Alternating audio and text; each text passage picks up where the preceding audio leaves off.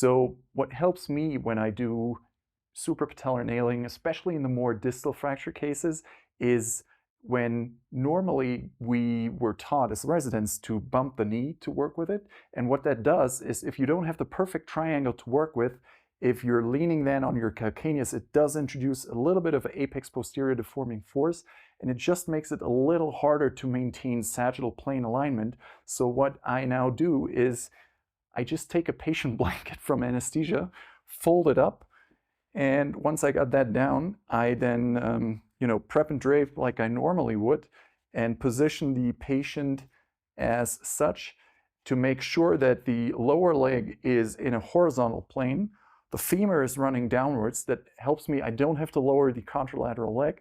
And what that does is it puts me in a stable position in the sagittal plane. I don't have to worry about sagittal plane alignment as much, and I can just horizontally work to introduce the nail if I'm doing suprapatellar nailing. It just gives you one less thing to worry about usually when you do that kind of procedure.